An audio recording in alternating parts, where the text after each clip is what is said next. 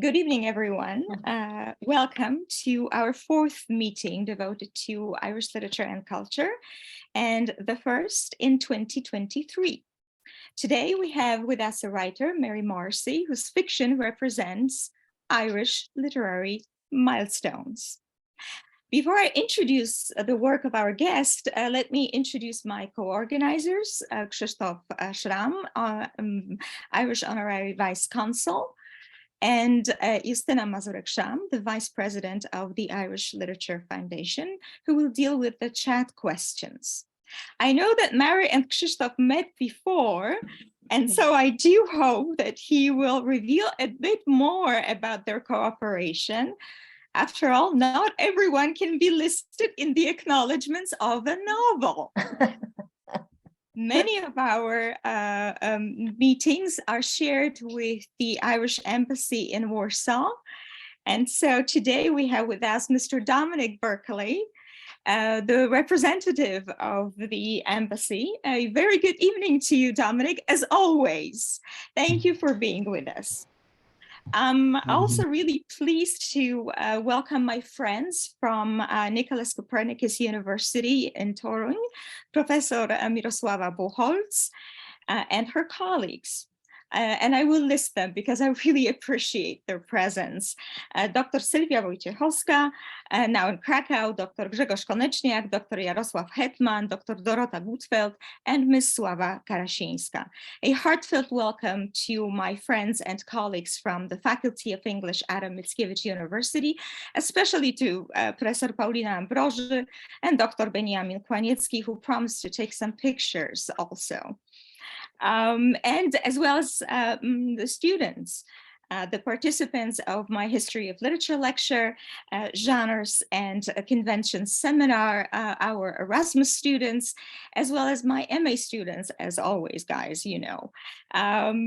You've always been very diligent in supporting each of our meetings. And of course, our high school students who join us every month in the discussions on Irish literature.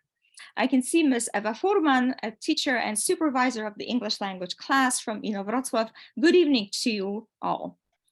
As always, I'm entrusted with passing words of welcome from the Vice Rector and Head of the School of Languages and Literatures here at Adam Mickiewicz University, Professor Katarzyna Dziubalska-Kołaczy, and from the Dean of the Faculty of English, Professor Joanna Pawelczyk. Both my colleagues have asked me to thank our guest for being with us tonight. Ladies and gentlemen, with a round of applause, let us welcome Mary Morrissy, live from Dublin. I have to say this because I love this expression, and I'm always so happy that the writers will agree to be with us and to share some of their of the quirks of their work. So that's really fascinating. So before I'll do an introduction to Mary Morrissy's work, I'm passing the microphone to Krzysztof. Good evening. Thank you very much. I would like to welcome all guests on behalf of the Irish Consulate in Poznań, especially Mary. Good evening, Mary. It's great honor and pleasure to chat with you directly now. Just actually, I need to explain that we had an opportunity to write each other. It was over 20 years ago. I think it was in mid-90s when you were working on your novel, The Pretender. And you asked me, as well as some other your Polish contacts, about some research for your book. And actually, The Pretender, this issue from 2001, was the first book written by you, which I've read. And especially, it's very valuable copy for me because you were so kind and mentioned myself in the acknowledgements of this book. So thank you very much again. And I was really impressed by by your research, which you have made working on this book, especially your connection with Central Europe, as we say here. I mean, with the German culture and also Polish culture and history as well. So it was great honor for me to give my little brick to your great building, which is a huge work called The Pretender. So thank you very much for that. I'm really glad that we can now see each other live and chat a while live as well, even if you are now in Dublin and we are still in Poznań. So Poznań is mentioned in your book as well a few times. So that's especially why I'm so happy that I'm here and I'm able to welcome all our guests from different parts of the world as well. And it would be great to listen to you and to be a part of this great event and great evening tonight. Thank you very much, Mary. Thank you. Justyna, to you. Just a word of welcome, and I really appreciate as well your presence, and it's always a great experience to meet Irish writers, and thank you that you decided to be with us tonight. As Professor Sikorska mentioned, I'm responsible for the chat box tonight, so if you have any questions, just send them directly to me. You can do it, and I will take a few moments of your time at the end of our meeting for a short travel in time. So Liliana, over to you right now. Thank you. I am going to now share screen with you, because I do believe in the power of pictures as much as in the power of the live work. So today's meeting is also part of the series called Connections, this year's academic year Connections 2023.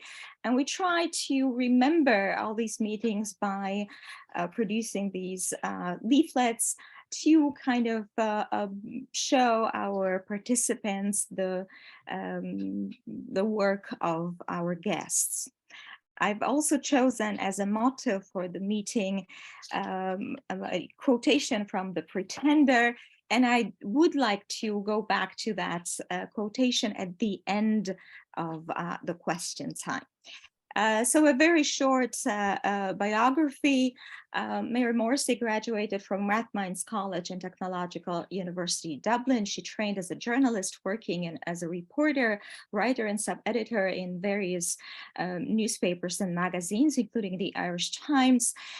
She held a number of positions as a creative writing teacher, including a position at the Trinity College, Dublin, and a famous creative writing program at the University of Iowa. In 2005, she was a fellow at New York Public Library, and between 2008 and 2009, she was writer in residence at George Washington University, Washington, D.C. And I'd like to ask you a couple of questions concerning with that position, because I've read that this is where you wrote or you prepared the work on The Rising of Bella Casey. Works, of course, the novels, Mother of Pearl from 1996, based or inspired by real events. This is the novel that is very frequently evoked by different researchers in reference to Irish fiction of the late 1990s, but also other issues that we hope we will talk about today. The already mentioned Pretender, and 2013, The Rising of Bella Casey. I really loved that novel as well. I loved all of your work, but this is something that inspired me to do further research into the lives of both Bella Casey as well as Sean O'Casey. Short stories, the darker ones, Lazy Eye, complex ones. I was just telling Justyna and Krzysztof that I ended up reading it twice and spent the weekend summarizing every single short story, because I needed to know who and where and which time frame. So now pretty much you can ask me anything, including quotations. the contribution, a rewriting of an encounter to Dubliners 100. And again, Justina and I talked about it, and we don't have one or two questions. We have a number of questions, but we will limit ourselves to just one or two concerning that particular contribution. Other contributions to anthologized histories of Irish literature. This was the Con Tobin's Penguin Book of Irish Fiction. This was a short story from A Lazy Eye. And likewise, the one edited by Dermot Bolger, there's also a short story by Mary Morrissy in that collection. Contributions, of course, are not only to these two, but also there is a list of other texts in which our guest's work appears. And now the title of the slides is Against Male-Generated History with a capital H, Feminizing History with a small h. This is, of course, done on purpose because I was absolutely fascinated with the way in which our guest rewrote the story of Bella Casey. This is Franciszka Szankowska from The Pretender, and we will try and perhaps entice you to read the new novel about to be published about Nora Barnacle. So this is really the response of a number of writers to this male-generated history to find topics, to find characters that were usually overlooked by history. I've also mentioned that many of our guests' work the pieces are analyzed in different histories of Irish literature, various critical texts on the novel, and here are just some of them.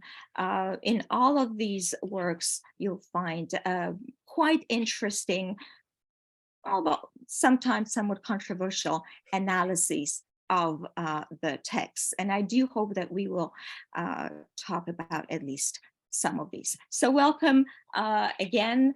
And now we can begin our interview with Mary Morrissy, a very, very eminent Irish writer.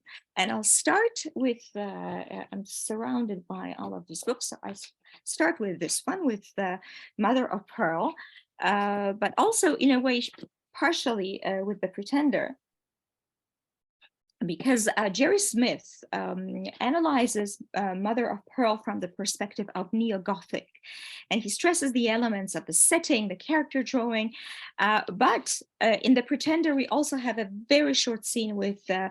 Szymkowski's first wife, that is then seen by Franciszka as a kind of ghostly presence who kills her brother or takes her younger brother. So would you agree that your novels are indeed neo-Gothic? And would you agree with such categorization? Is it something that you would endorse, or rather? Yes. I mean, I think broadly speaking, just to say, I'm actually live from Cork. I'm living in Cork, although I'm from Dublin. I'm sorry, so live from Cork. I'm live from Cork, yeah. Yes, I mean, I think there's a Gothic streak probably in all of my fiction. And I don't know necessarily why that is, but I think it may have something to do with what I was reading when I was a teenager, which I think is the time in your life when you're really very open to being influenced, possibly in ways that you're not even aware of. And my sort of go-to writers in my sort of mid-teens were two American writers from the south of the US, Carson McCullers and Flannery O'Connor, both of whom have a very strong sort of Gothic streak in their fiction. And I often think that that's probably where the Gothic strand in the fiction comes from.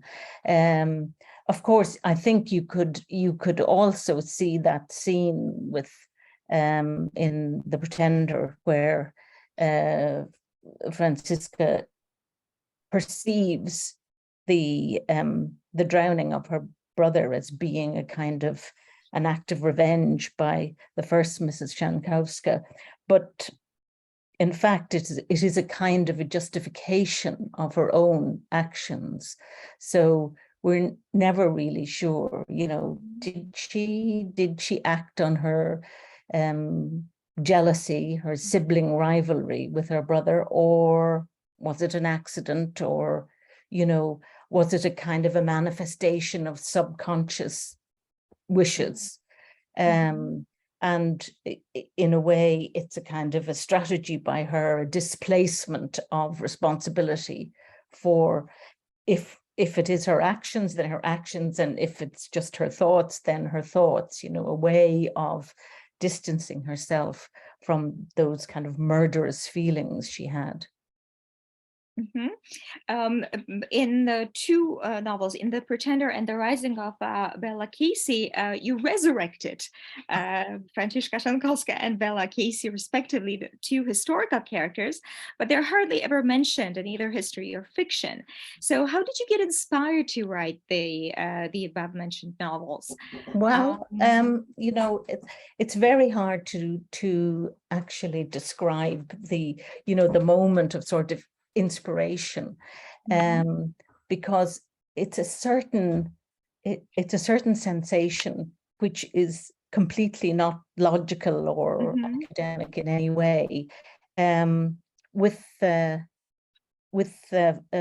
Szankowska, while I was also reading McCullers and O'Connor, I was also fascinated with the story of Anastasia as a teenager, and, read all sorts of, books about her.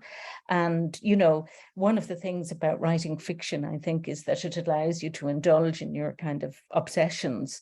And that had taken up so much of my kind of adolescent energy, that story of Anastasia and where was she and what happened, that, it was almost inevitable that I would revisit it as a resource for writing fiction.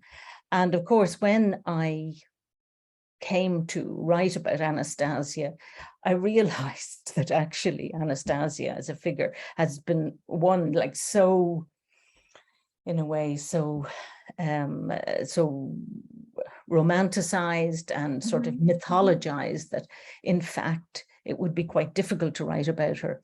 And also, as a very young woman belonging to a very privileged background, and also a very, very narrow life experience, I'm not sure that she would have been all that interesting as a character to write about. And unfortunately, she didn't get the opportunity to live long enough to have a proper life. And so my attention started straying towards the woman who wanted to be her, and who in fact spent her life being her, playing that role. And I thought this woman actually is much more interesting. And as I was writing it, this is something, again, I think that kind of haunts writers of fiction. They think, well, I was thinking, who's going to be interested in this story about a dead princess? And then in the middle of writing it, Princess Diana was killed. And all of that extraordinary outpouring of grief. And I thought, wow, the princess myth certainly isn't dead, so it gave an extra kind of, just edge to the writing of it, because I thought it still has resonance, this identification with royalty. And you see it again now with the whole controversy about Prince Harry, the same thing. People are, just obsessed and kind of, completely taken up with it. So that figure of the royal person, and I'm thinking, what child at some stage in their lives hasn't thought, oh, you know, I'm clearly so much better than my family. I must be a foundling and I must belong to much more sophisticated people than these awful people I've been landed with. So, you know, I mean, all through, you know, from I think it's a kind of a trope that we can all kind of identify with. So that was Pretender. For The Rising of Bella Casey, I read an academic book about O'Casey, and it mentioned Bella, and in about like 3 or 4 lines, which in fact was Bella's fate, you know, to be kind of reduced to this like little footnote. It just described her life and then said, and she died, you know. And I just thought, oh, this is mine. This belongs to me, this story. And as I say, I can't really be specific about how do you know that, but, you know, like literally the hairs went up in the back of my neck and I thought, gosh, you know, I want to write this story, the story, or, you know, explore this woman's overlooked life. Thank you very much. Yes, one of the really great things about that novel is the way in which you imagine Sean O'Casey sitting down and writing his autobiography and thinking, I'm going to change that. You know, I don't like that. I'm going to just do something else. So, and then I read Eileen O'Casey's Sean, and there is literally 2 times that she mentions Sean's family. It's true that when they met, he was older. It's a different story. They moved to London and all of that. But it's 2 things that she mentions. One is that he really hated the squalor of Dublin slums, and then that he experienced cold as a child. There's nothing about his siblings, nothing about his parents. Let me remind you that the title is Sean, and I think the first 3 chapters of the book are really about her family, her greatness, her being such a wonderful actress, and then having an affair and having an illegitimate child and doing things that were not so great. And perhaps she should not write about some of the things, but basically she eulogizes herself rather than writing about Sean. And so I went back to the novel and I thought, oh my God, yes, this is really good. This is really, really interesting in the way in which you reimagine Sean writing the story of his sister and changing that story for his benefit. However, both Bella and in a way Franciszka Szankowska, whom I kind of thought when I was rereading the novel, this is a woman who outsmarted the Russians, because some of the Russians actually accepted her.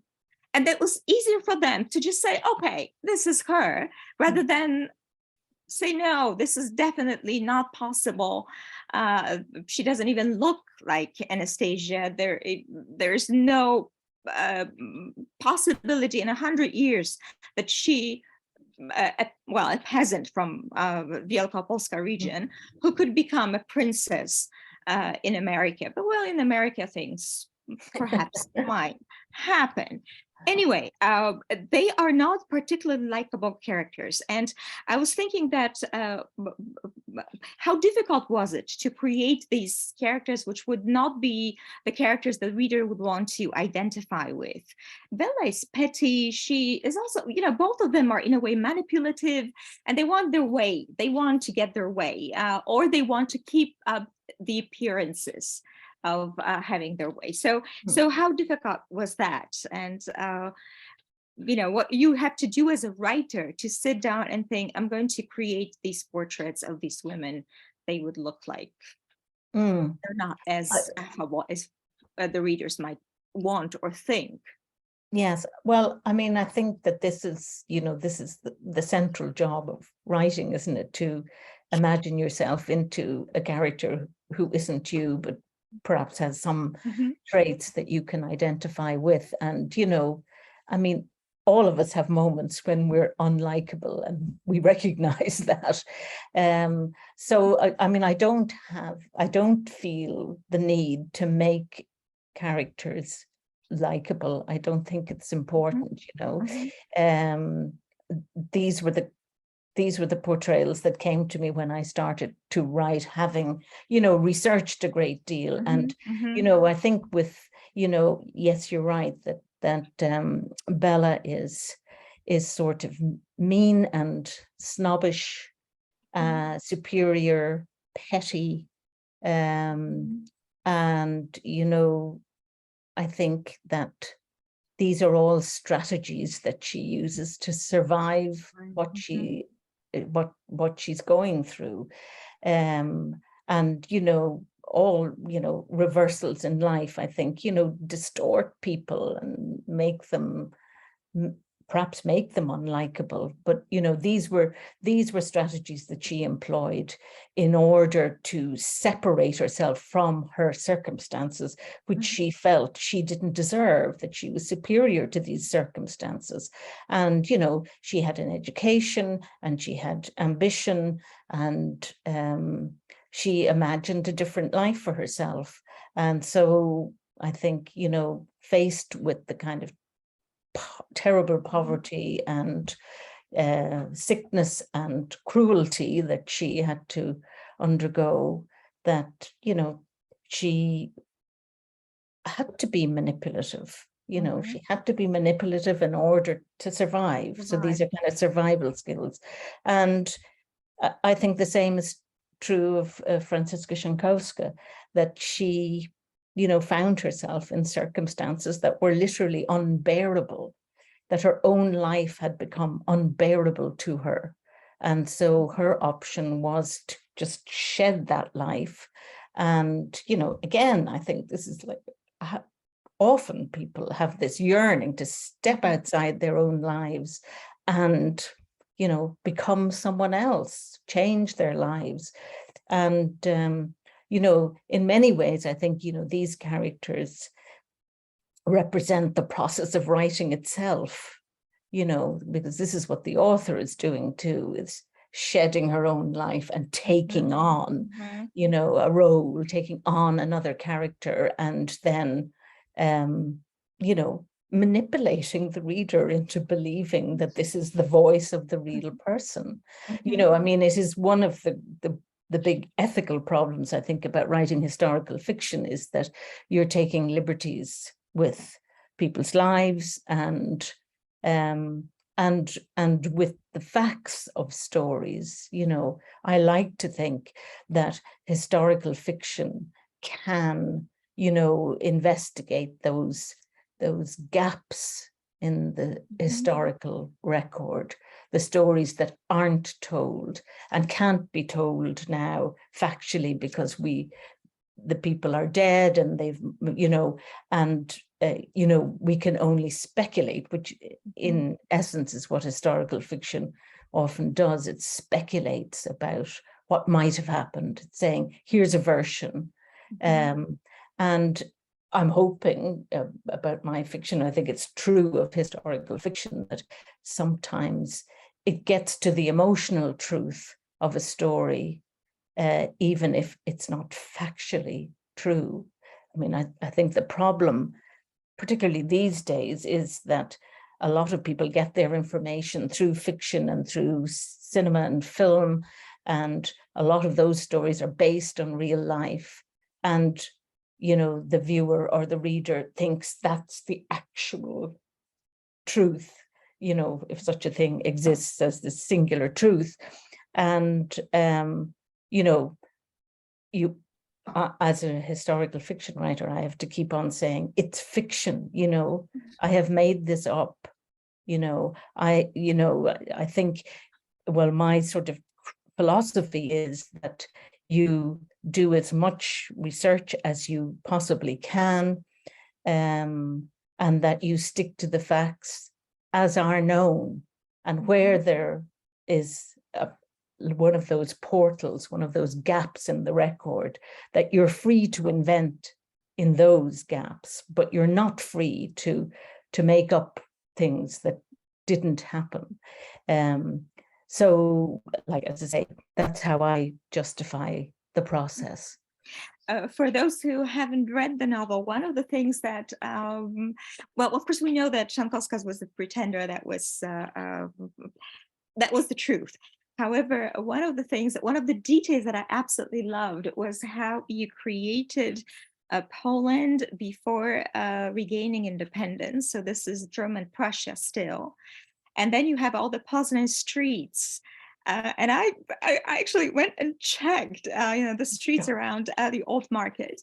And then this idea that here's a woman of really limited means who has this consciousness of her family being better, her mother's family being more genteel before, and now they are really suffering from poverty, but the grandmother. So this introduction of the grandmother and this one expression, the Poznań coat, that Francisca takes from her mother as she travels to Berlin, and she knows that she's not going to go back to the place of her birth, because first of all, it's going to be changed. It's going to be Polish then, but it's just, it was absolutely fascinatingly recreated. And I really recommend the novel to anyone who is interested in the Great Poland region of that particular time frame. So so that's this fiction and reality, and the mixture of both that really gives you, and this is the emotional truth. So the Poznan Code for me, and this recreation of the streets around the old market, and the grandmother who tries to continue with this old tradition is something that is this emotional truth of the story. I know that Justyna has questions about feminism and an article that you've contributed, so I'm going to let her ask that question. However, before we do that, I just want to make one other observation. All the novels, The Pretender, Mother of Pearl, The Rising of Bella Casey, a lot of the stories from Lazy Eye, and certainly Prosperity Drive, center around families and around figures of women. And now I know that Justyna would like to ask the question about women, feminism, and Irish literature. So the microphone is yours now. Okay, I will just pin myself. Yes, the question actually is around this book as well. So for anyone of you, I really recommend it. It's called Look, It's a Woman Writer, Irish Literary Feminism, 1970-2020. I had a pleasure to take part in this online launch of the book, which was held, I think, by Molly, if I'm not mistaken. Right, yes. And it was extremely emotional. We have a situation in Poland right now that we have so many new books published by Irish authors, Irish women authors in particular. And I don't remember a situation like that. And Irish Culture Foundation is having its 20th anniversary this year. So it's a long time. And we have Emer McBride translated into Polish, and we have Emily Pine and Claire Keegan and Louise Nealon and Lucy Caldwell and so many new authors. But I think for the generation that is reading right now, the younger generation, these are the women writers. But there were a lot of women writing before, like in Poland, widely translated was Edna O'Brien, for example, in many books. So I would like to ask you, well, I partly know the answer because I read your article, but do you see yourself as a feminist writer? And What does the term of feminist means in Ireland of 2023, and how does maybe it's changed from the time when you were writing, and the topics you've mentioned in your books, which were difficult to mention in a very Catholic Ireland? You know, we have, you know, our history is more or less some from the same. Yes. So how much it's changed? Well, first of all, I mean, I consider myself a feminist. So ergo, I think that means I'm a feminist writer, because I'm writing out of that feminist take, you know, on life. And I don't think you can, I don't know that you can necessarily split off your, you know, your political beliefs from what you write.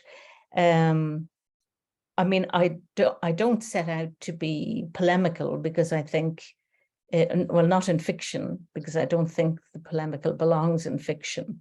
But, you know, the concerns, the characters that I'm interested in, that I've been interested in and written about, you know, are all struggling with what certainly second wave feminists like me struggled with, you know.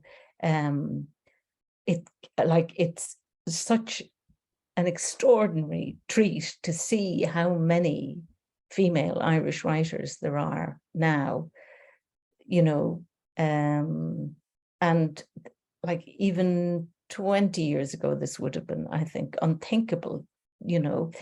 And I mean, it's fantastic, you know, when I started as a writer, you know, in my early 20s, you know, there were very few Irish women writers that you could look to as role models. Edna O'Brien, of course, being one, very obviously.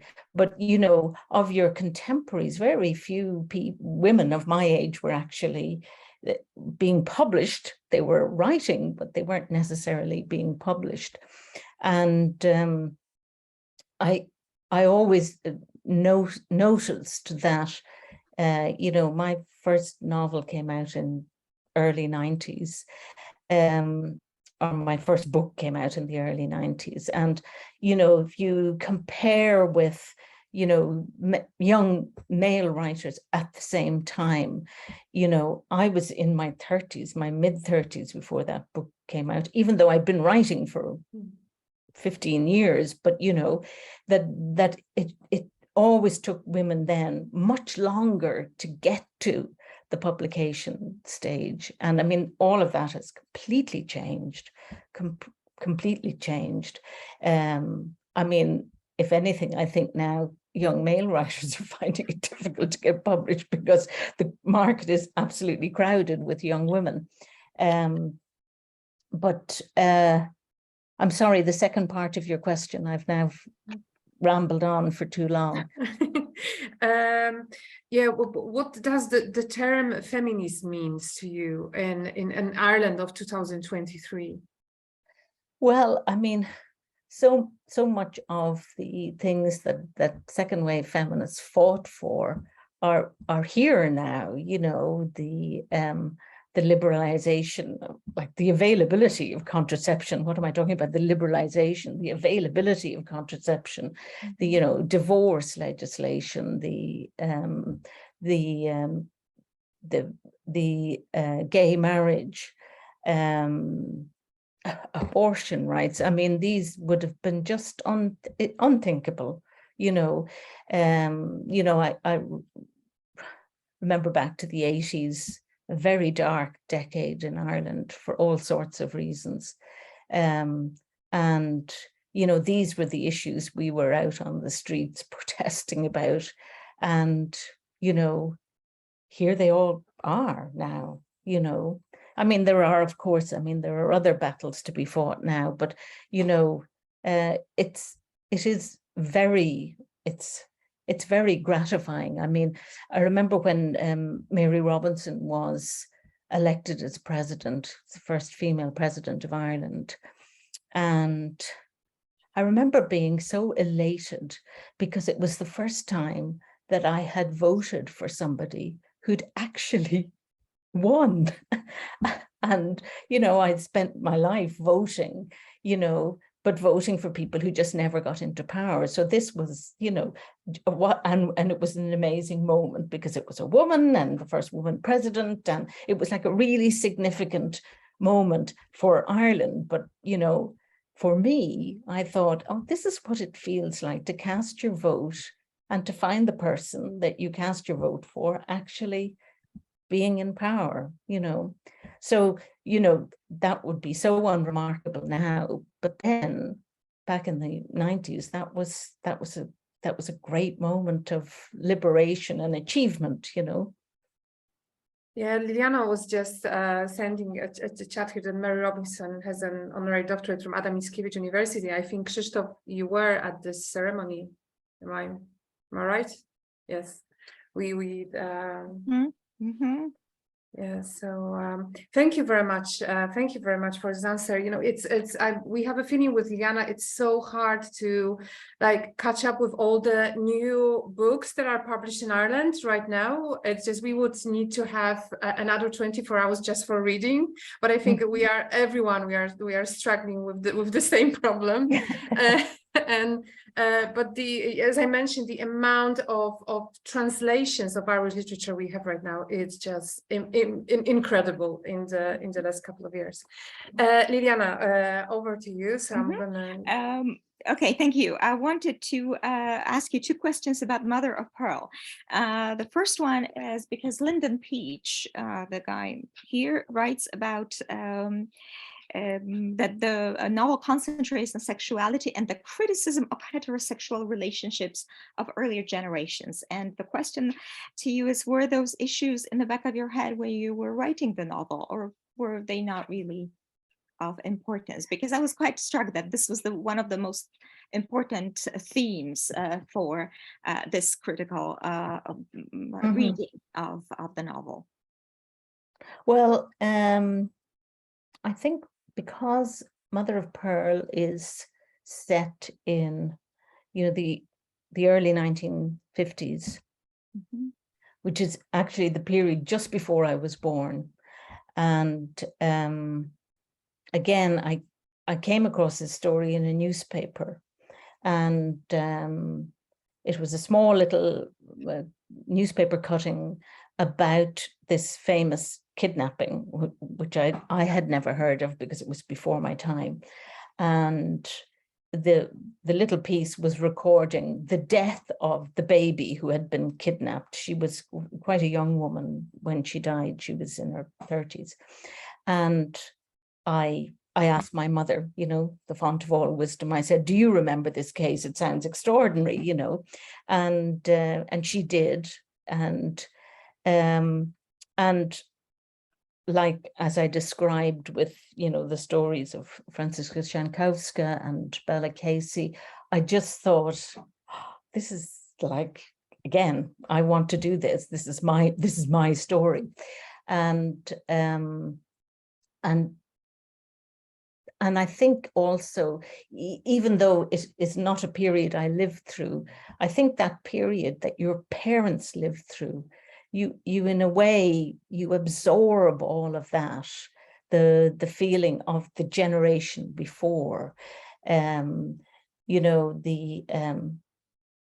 my sensation of growing up, having a childhood in the 60s, for example, in Ireland, was that, you know, we were about a decade behind, you know, like we didn't really have our 60s until the 70s, you know, so I was having a 50s childhood in the middle of the 60s. So this period, you know, the late 40s going into the early 50s was not strange to me in any way, because it was the world of my parents. And, you know, when you're very young, you're really absorbing all of that kind of, that other world, the world that has just happened before you came along.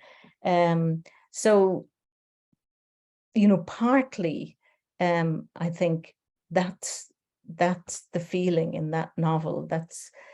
But it's also, you know, as in the other historical fictions I've written, so much is dictated by the actual story. So the actual story is set in the early 50s. So I was sort of stuck with the early 50s.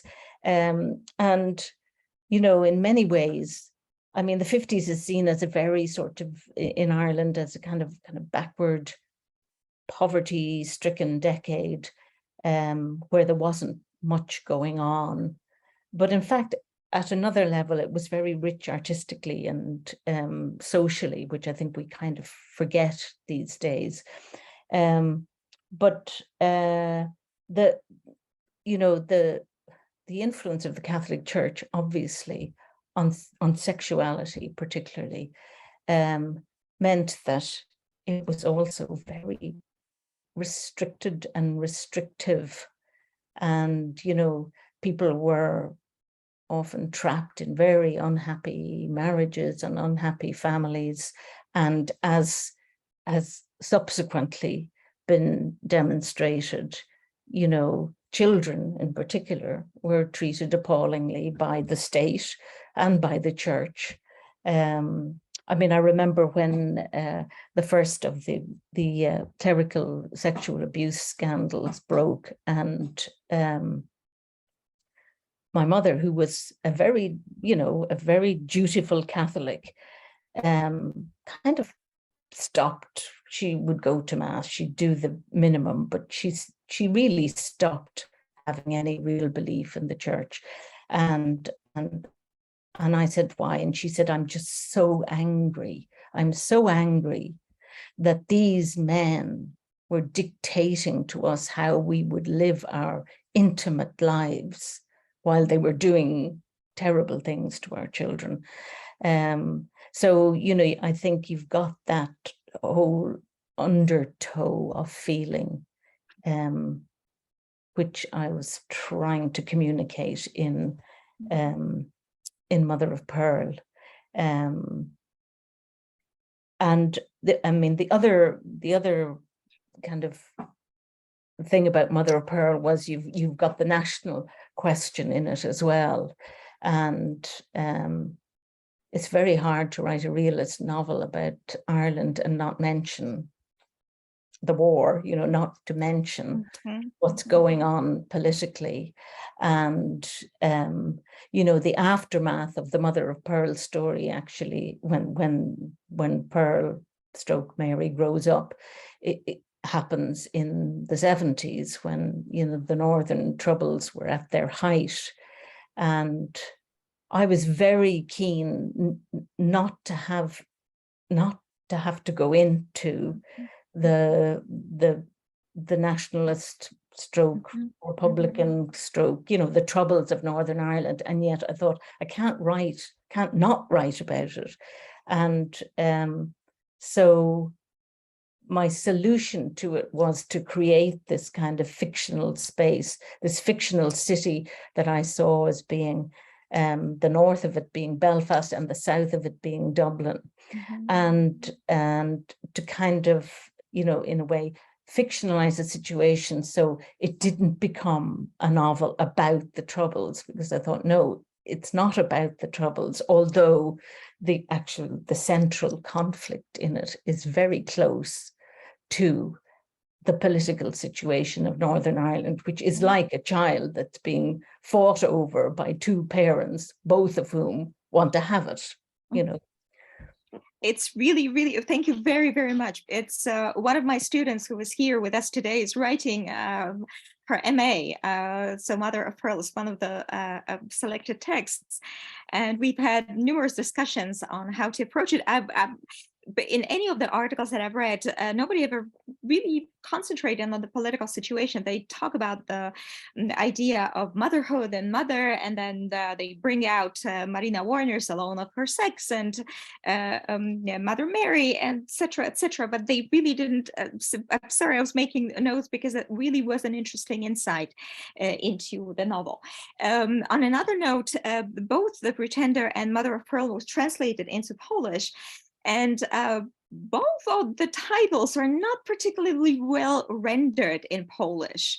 And we just had the discussion that for me, Mother of Pearl, which is literally translated, it's in Polish, it sounded like a head nun, or yes, that was my first connotation when I looked at the translated title. And in The Pretender, rather than talking about this game of identity, it really is, the title is about sexual disorder. And it's just not what the novel is about. So so that's why I didn't bring them out earlier. But my question, let's leave Mother of Pearl for now. My question is about your most recent collection of short stories, which is Prosperity Drive, and it's a question about writing, because it really is a story of various families on that that live on that Prosperity Drive, on a street, the fictitious street in the suburbs of Dublin, and really to keep up with everything that happens in these stories, you have to kind of make a map. So the question to you is, how did you keep track of the characters and their stories? Is there a special system? Yes, you have this all laid out, and then now you know who does what, like the investigator in the FBI investigation. Oh, Liliana, if only it were like that. No, in fact, I mean, the kind of the origins of Prosperity Drive, I didn't intend it to be connected at all. I started off writing a story about these two sisters. Mm-hmm. In fact, the first story I wrote in that collection is The Gender of Cars. And then I thought, oh, I might write another one. I might write another story about these two sisters. And then I wrote 2 or 3. And then sort of organically, I began to think, you know, they came in contact with people, and I started to think, oh, look, you know, and then it just grew and grew like Topsy. In fact, I really had to stop, because I could have kept on going. You know, it had ripples and ripples and ripples. And I thought, you know, I could still be writing stories from Prosperity Drive, I think. In that sense, it wasn't sort of willed at all. It was kind of accidental.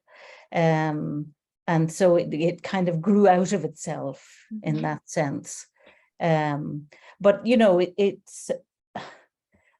I'm very interested that I wrote that book, because when I started off writing, I, like, as I've already spoken about, fictionalizing Dublin and Belfast for Mother of Pearl, I really had a kind of a cultural cringe about the place that I grew up in, which was a suburb of Dublin.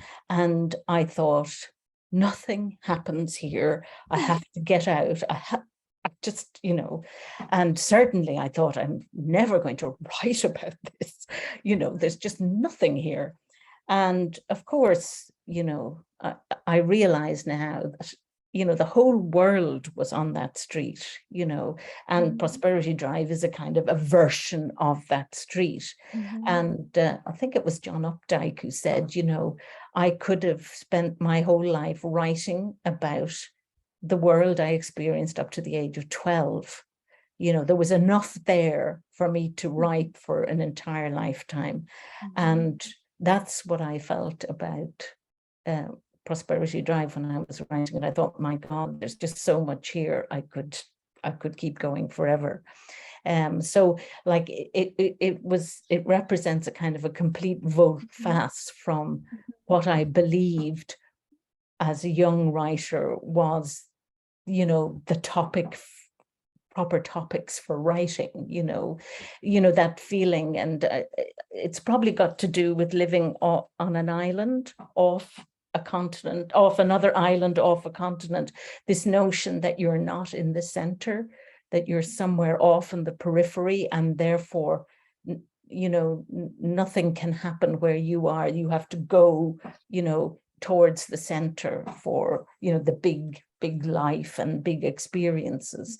And of course, you know, I think short fiction particularly, I think it was Frank O'Connor who said this, who said, you know, the short story is about the marginalized voice. It's about the voice not at the center, you know, the small person, you know, who's not at the center of things. So therefore, in fact, the natural territory for the short story is the periphery. But, you know, when I was a young writer, I didn't believe that, and I didn't think that this was where fiction happened. But it does. Yes. Okay, before I pass on the microphone to or the chat box to our audience, two more things from me. An encounter from Dubliners 100. It's an entirely different story, and you addressed it as if to you as a reader. It's not about two boys, but it's okay. Can you tell us? I'm not going to summarize it. So the question is, well, you touch the master, so you rewrite the master's text. So how important is it to have these new takes on the old stories? Well, I mean, I was fascinated to be asked to contribute to the volume, and also pretty terrified, really, because, you know, Joyce, you know, takes up so much space in the Irish imagination and in Irish literary life generally. But I've, you know, I mean, obviously I've read Ulysses, but much later I read Dubliners when I was about 18 or 19, and I loved it. I loved it partly because this was my own city being reflected back at me. And, you know, a bit like what I was saying about, you know, the early 50s in Mother of Pearl, you know, the Dublin that he described from the early part of the 20th century was not hugely different to the Dublin I knew in the, you know, the late 60s, early 70s, you know. I mean, a lot of the places were still there, a lot of the buildings that he describes still there, and the kind of the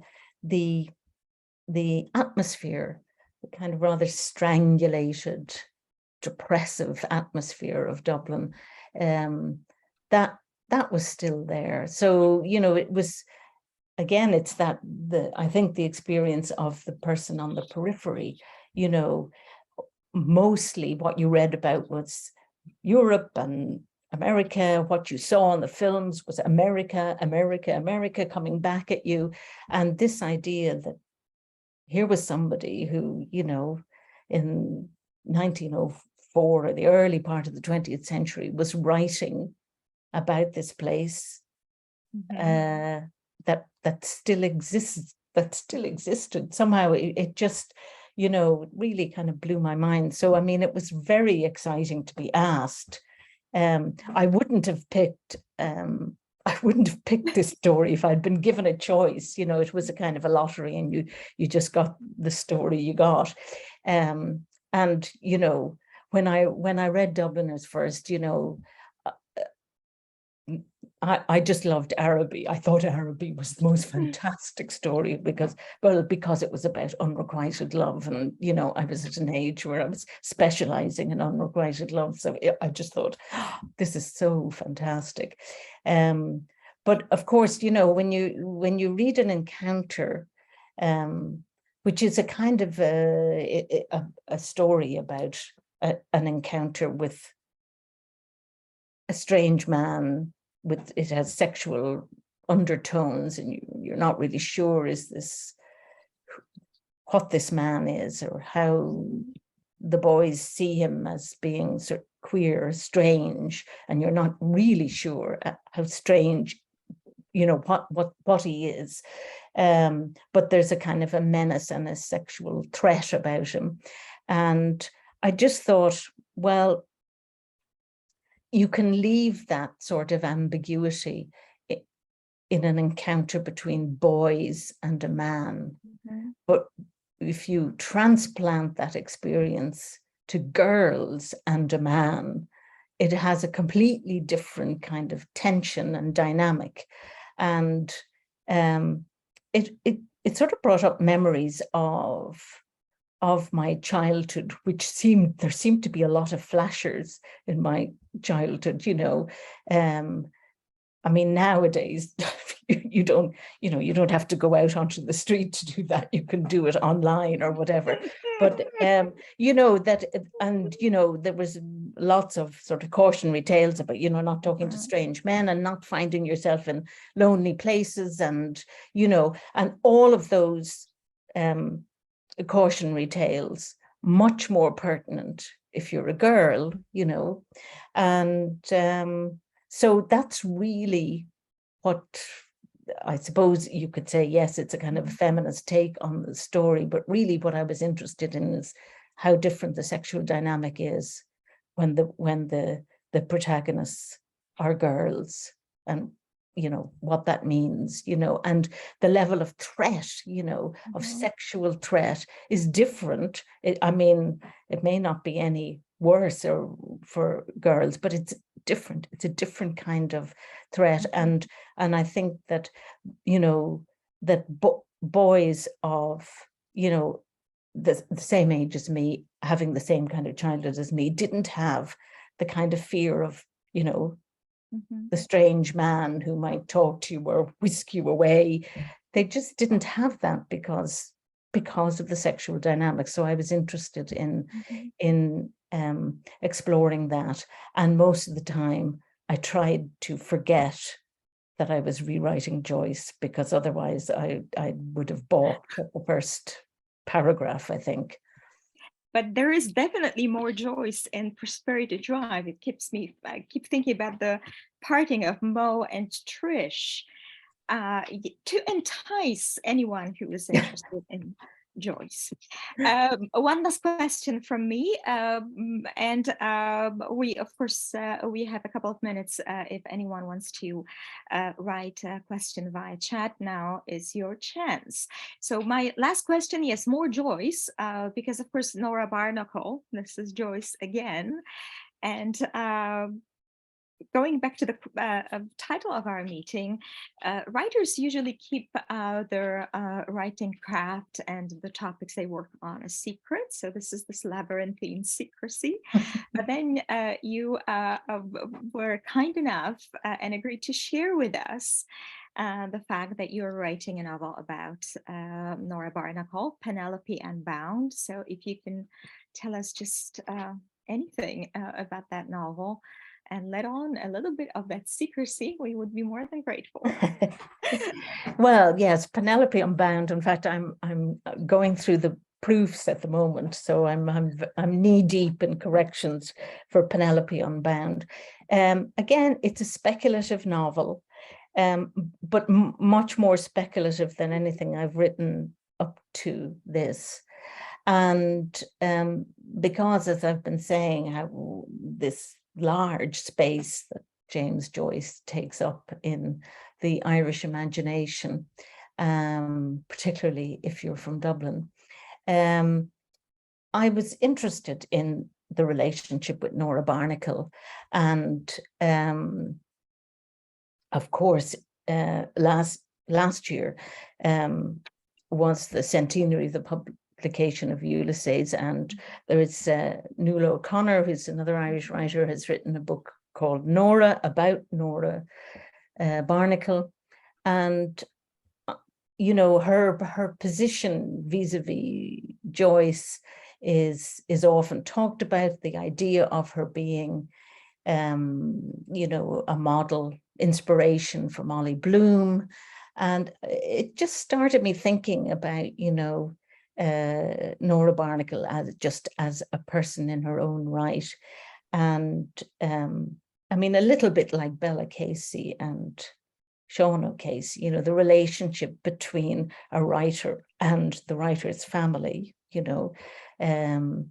is kind of fascinating to me, and I thought, everybody kind of thinks they know Nora Barnacle, but in fact, we only know her through Joyce, that she's been mediated through fiction. And I thought I'd really like to write about Nora, but actually, I think the only way to write about her is to free her from Joyce. So in fact, I split them up. So I give her a completely different life to him. And they travel together to Trieste. And when they arrived in Trieste, he left her at the station, and he needed to go and find lodgings and find the Berlitz school where he was going to work.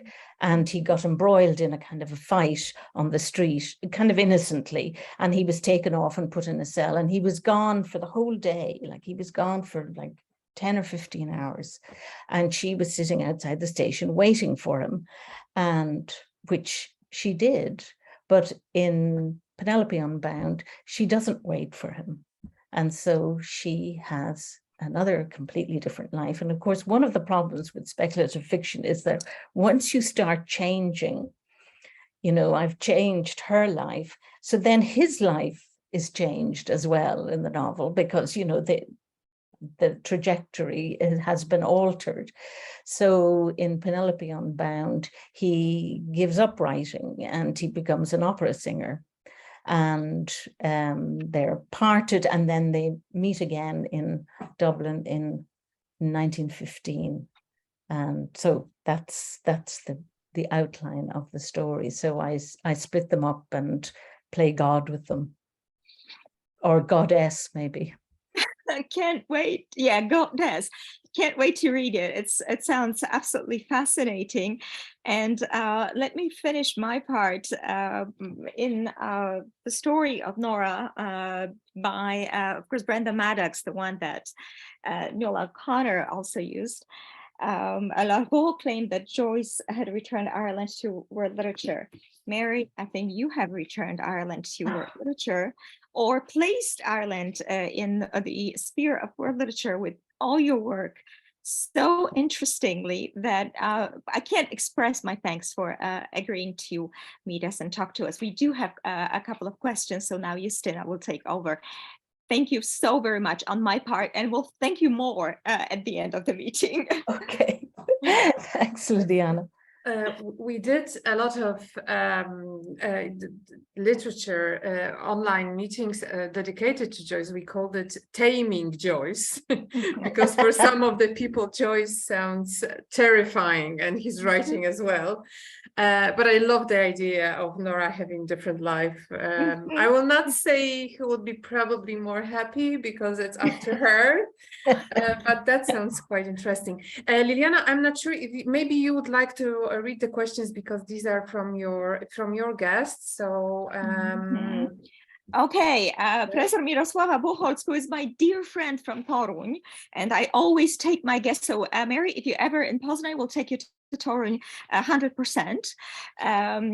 Thank you so much for this illuminating and inspiring interview. Two interrelated questions, if I may. Yes, of course. How do you feel about creative writing courses? Flannery O'Connor attended the famous Iowa Writers Workshop, but one has a sense that she would have become a writer without it as well. Both McCullers and O'Connor were residents at YADU. How important is it for writers to socialize with other writers? Alice Munro paints a bleak picture of such a socializing in her story To Reach Japan. Well, I mean, yes. I mean, I've taught creative writing in various universities, so, it has provided me with bread and butter. So, perhaps I'm not the person to answer that. I mean, I do have misgivings about whether creative writing belongs in the university, because, you know, you're subjecting the creative impulse to marking and grading and measuring, and, you know, it's kind of antithetical to the idea of the creative arts. On the other hand, you know, I didn't do any formal training as a writer. I didn't do you know, an MA or a BA or anything, because such things didn't exist in my time. And, you know, so I'm self-taught, and I think that creative writing courses have a place in that, you know, I think they can be a shortcut.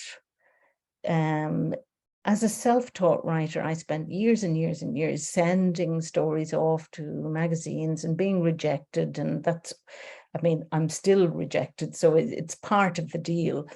But, you know, often I was making the same mistakes over and over again, and because there was nobody there to say, well, why don't you try it this way?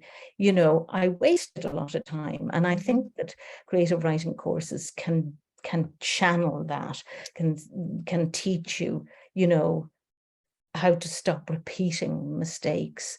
And I think I mean, I wish that I had, at the age of 21 or 22, you know, a year or 2 years where I did nothing but write, and I had, you know, a team of teachers and writers whose job it was to look at my work and advise me and talk about it.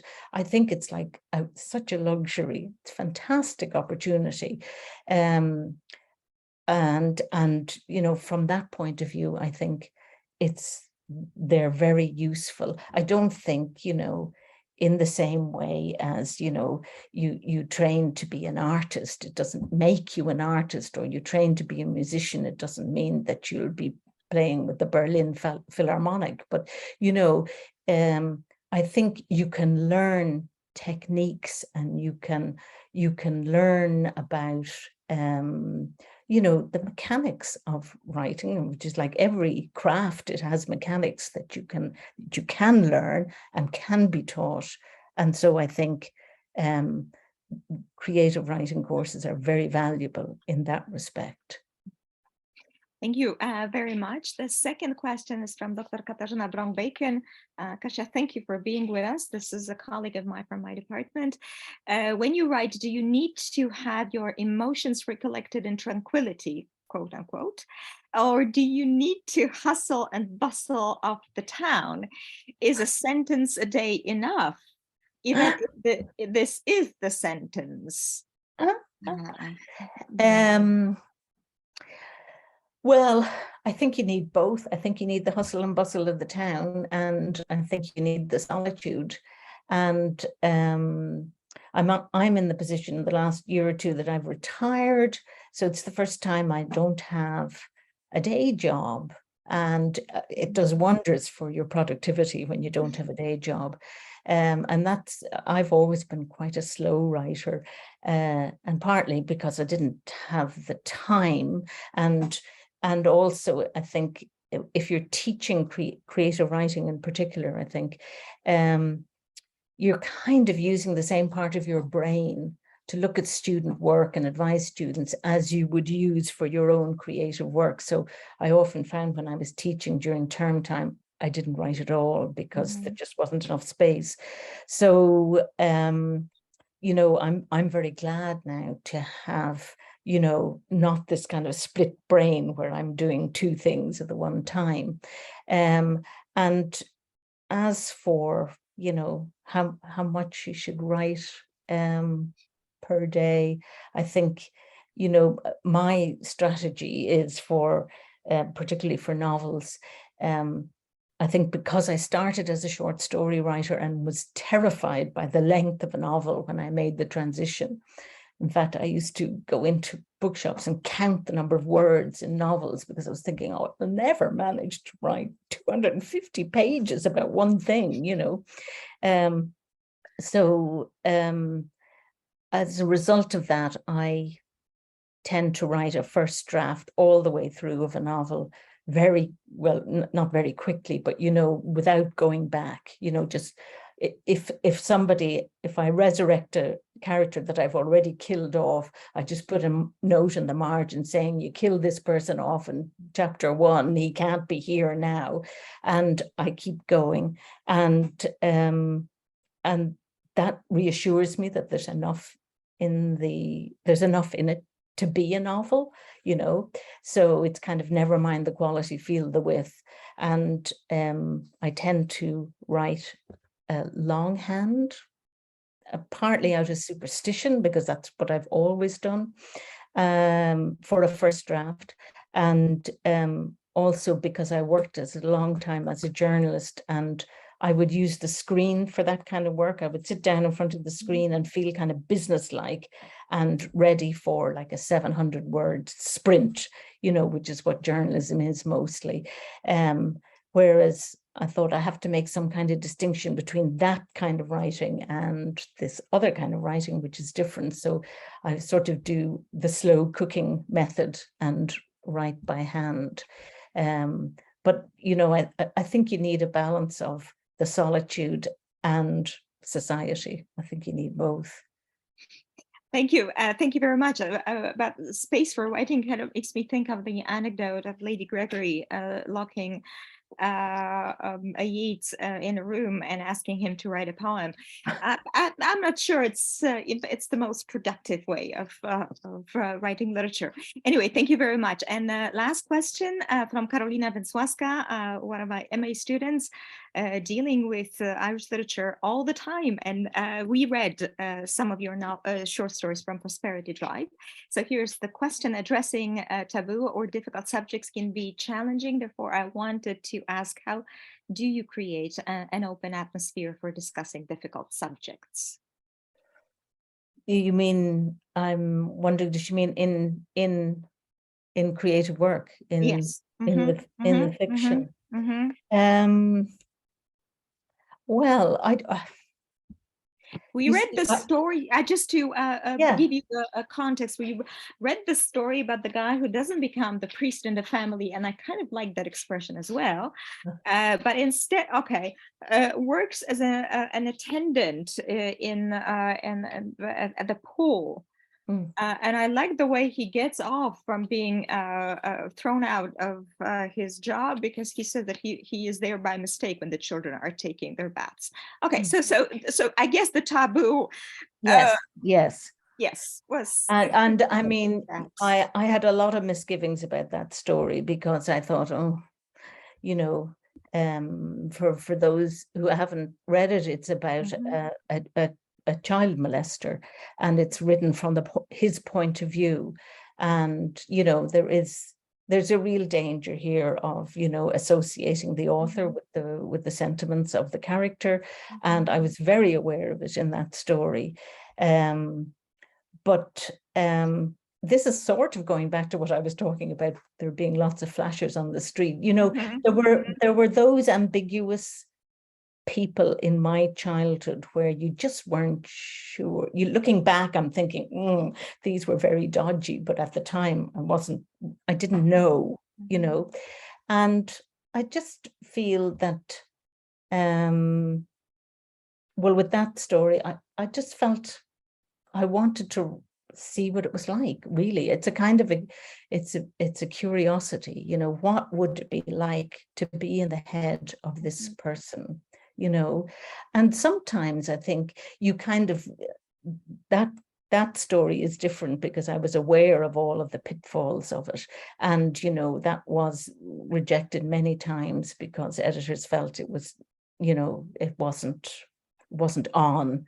It was sort of giving succor to this point of view. But I'm thinking, but, you know, it's just a point of view.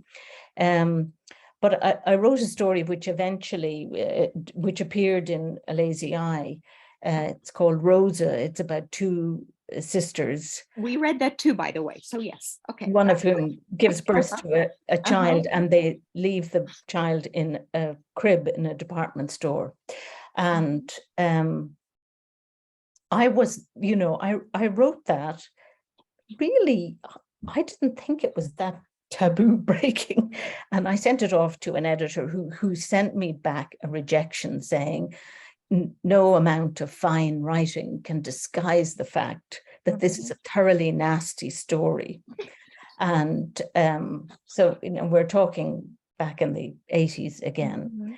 And in that story, you know, that to me kind of conjures up the atmosphere in Ireland of the 80s, this very dark, Gothic, you know, that people were, women in particular, forced into very, what we would call Gothic situations because of taboos, you know, and because of restrictions on sexual behavior and the influence of the church. And in fact, you know, there was a very famous case of a girl, 14-year-old girl, giving birth in front of a statue of Our Lady in a grotto, and both she and the baby died. And that happened in the early 80s, and that happened. It isn't the product of some sort of crazed fictional, you know, situation.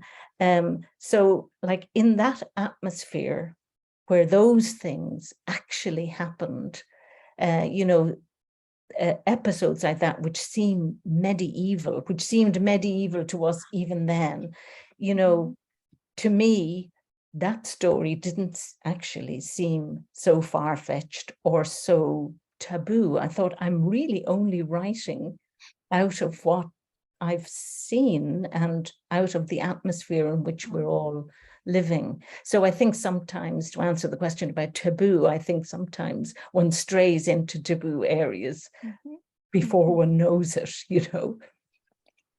Thank you so very much. Yes, the Lot's wife has this the expression of abstinence doesn't work. And so I love that story. I thought it was so good. And I love the Rosa when it ends. I wonder if we don't all have murder in our hearts, but I don't want to end with the Gothicized version of your work. But we have time for one last question. I could keep you forever, you know, and we could talk about every single quotation that I remember now, but we don't want to overdo the meeting. And of course, I do hope that we will host you at some point in Poznań. So one last question from Professor Paulina Ambroży. Do you think that the form of the short story is better fit for tackling taboo topics because of its reliance on suggestion, silence, and ellipsis? Do you have any short story writers that inspired your own craft? Yes, I do think the short story is better at taboo and better at because it's so much about you know, suggestion, and an awful lot of short stories are about what happens in the white spaces, what isn't happening on the page but is implied, and that art of implication, I think, is the strength of the short fictional form. You know, to go back to Lot's wife, I'm not sure I certainly couldn't have sustained a whole novel in that voice, because it is actually, you know, I mean, one of the things I think about taking up the identities of your characters is that was a very, very unpleasant place to be in, you know, even for a short space of time. So yes, I think that the short story can go to places that the novel just can't, you know, and it has the power of kind of almost like suppression, you know, that the short story is leaving out as much as it's putting in, you know, creates a kind of a space within the narrative where the reader is actually providing, you know, providing the missing bits. Whereas, you know, the novel, you've kind of to put everything down, you know, it has to be there, you know, you can't be relying on that kind of implication. As for, you know, writers that inspired me, I mean, too many to kind of list. But, you know, in terms of the short story, Alice Munro, the Canadian writer, I think is really peerless in what she has done with the form, because she has managed to make it a very generous, expansive experience to read one of her stories. Often, you know, she goes against all of those kind of rules about short fiction, that it's like a snapshot and it's a glimpse of a person's life. And sometimes she'll have a whole lifetime in a short story. And she, you know, so she manages to have the kind of density of a novel. And yet it's still, even though her stories are longer, generally speaking, than you know, most short fiction, she manages to, you know, imbue it with a kind of a density and a kind of the heft of a novel. I mean, often you read short fiction and you think, yeah, it's nice and it's, you know, it's light and you're in and out, and, you know, it's like a sort of a quick dip in a pool. Whereas, you know, you really feel with Alice Munro that you've been immersed in a world, you know, over like 18 or 20 pages. It has the same effect, I think, as that immersion you feel when you sink into the world of a novel. Thank you so very much. Thank you for the entire interview. We just have the ending of remembering Irish literature festivals in Poznaniu. It's been 20 years, so we want to, I'm passing the microphone now to Stina to remember the festivals. Can I just say before everyone goes, how really thrilled I am to have been invited and to hear that, you know, the Poznan of my mind. I have to say, I've never been to Poznan, and I did feel really bad about writing about a place that I had never been to. I did do a research trip to Poland before writing, to Berlin and to Poland, but I didn't actually ever get to Poznan. And you'll probably find this funny, but I had written a first draft of the novel when I made my visit, and this is why it's really important to go to the places you write about. I had a lot of mountains. I had an awful lot of mountains in my landscape, and the town, I think, where Franziska Szankowski came from, I don't think there are any mountains there. I think it's pretty flat, you know, and I was using, which is what I think writers do, at least it's certainly what I do. I think I'm going to imagine the thing closest to it. So I used my grandmother's house in Kerry as a kind of a sort of a model. And, you know, there are loads of mountains there. So, you know, when I arrived in, you know, by train into Gdansk, I thought, oh, well, clearly the mountains will all have to go. Yes, thank you very, very much. So I do hope that you will have a chance to see the real sides of Poznań and around the Old Market for future reference, of course. Once again, thank you. And now over to you, Stina. Yeah, there will be glimpses of Poznań in the few slides that I prepared. Well, it was Liliana's idea that for this series of our online meetings, we will try to travel back in time and remember the first meetings. Well, for me, there were first meetings of the Irish writers and poets, thanks to the Irish literature festivals that were organized in Poznań, yes, Liliana, 20 years ago. So I'm gonna maybe share the screen because I would like to show you a few slides that are prepared, and I will go back to probably just my personal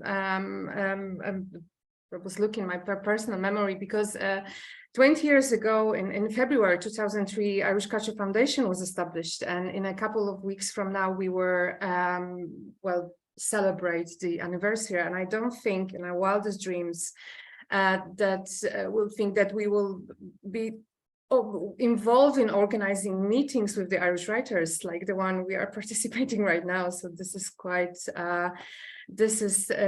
quite emotional. So as a Poznanian born and bred, we'll not do any expensive parties. So no, we will act. So make sure to have a look at our Facebook profile. There will be a lot of events during this year. But going back in time to the year of 2003, if you want to learn more about this amazing poet Anthony Cronin, of course, on the picture, you should go back to Liliana's to the first meeting we did in the Irish Literary Milestones, because Liliana was making a presentation quite detailed about his life and work. So I highly recommend that. But I think one of the advantages of the festivals were, of course, meeting the writers, but as well the fact that we got a chance to get their poetry in Polish. Poetry is not easy to read for some of us. Reading poetry in original language might be tricky, so that was great to have a publication after the festival. So you can see Anthony Cronin with The End of the Modern World, and then you can see Koniec współczesnego świata, so Polish translation, and that's me on the picture waiting for the copy to be signed. I've said in the first meeting, I much prefer my haircut right now than I had 20 years ago. We have a special shelf here in the office for those very, very treasured books, and Pretender with acknowledgements for Krzysztof is on the shelf as well. So that's, I think, worth mentioned. In 2004, that was the second year of a foundation activity, and that was the first publication we co-financed. So that was already foundation's activity. There is a tiny logo at the back. Actually the dedication is for Krzysztof. And there was what I loved at the festivals is, and Liliana, you've mentioned that as well, that we have kind of like two stages of the festival. The first one was academic ones, and we were sitting in an academic room. You probably will know which room it was in the previous settings of English department, in the crowd of students and people just generally interested in poetry and literature. And then the meetings moved to a local pub or local restaurant, and we had more readings and more discussions about different topics, and music played and sang, and that was great, I think, and I would love to go back to this kind of discussing literature. So yes, I'm repeating as well invitation to Poznań. You should definitely come, and we will make you a tour around all the places mentioned in the book. What I would like to draw your attention as well is this picture on the cover of Paul Durcan's collection of poems, because it was done by an Irish artist, Thomas Lynch. And we had an exhibition of his pictures in 2003, actually in May 2003, and that was one of the first events we co-organized at Foundation. Our office, in which I'm sitting right now, was changed into gallery, which meant that we had to remove all the furnitures, like everything. Fortunately, back then we had a third room, which was an office of Tourism Ireland that I represented back then. So we just put everything there and we closed the door. And then under a very detailed and precise eye of Thomas, everything was just put on the right place on the wall. And two of his pictures actually stayed. Well, the exhibition was dedicated border. And he was fascinated with the Polish and German border and Northern Ireland and Republic.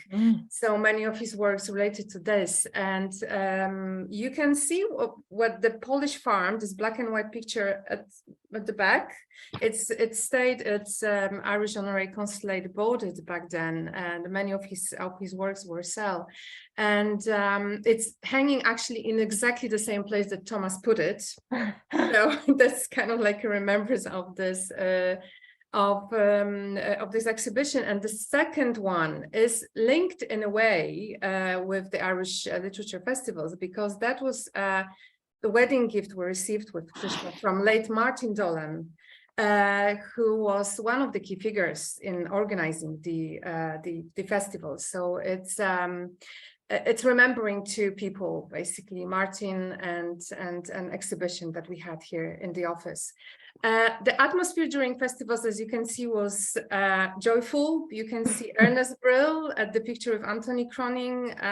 You can see speakers sitting together when Liliana was showing at our last meeting this process of writing the poem, right, by Paul Durcan. The cover of the book, which is on this slide, is the collection of Irish poetry between 6th and 19th century in translation of Ernest Brill and Małgorzata Goraj-Brill, and that was actually the first book that we've supported. Our most recent book that we financially supported was the second Polish translation of Ulysses. So it's kind of like a very, very long path, but I would like to recall one more memory of the meeting we had in this office, in the room next to the one I'm sitting in. We made a dinner with our friends and Irish friends, and the guest of honor was Anthony Cronin and Haverty and Dermot Healy, and we were sitting, drinking wine, discussing literature, writings, live, best recipe for Irish stew, which was widely discussed with Anthony Cronin and Anne Haverty. I remember those discussions about, is it worth to add carrot or parsley or something like that, and then with singing from Anthony Cronin of a beautiful song, She Moved Through the Fair. And I think that was so unique and special. And each of the meetings we are doing are very special, and we will keep them somewhere very, very deep in our hearts. So that's just a few slides from the festivals. It looks fantastic. Yes, you wanted the cat, so here it is, Matt the cat. Very Joycean cat. You should bring all of your yes, your cats. they all participate, by the way, diligently.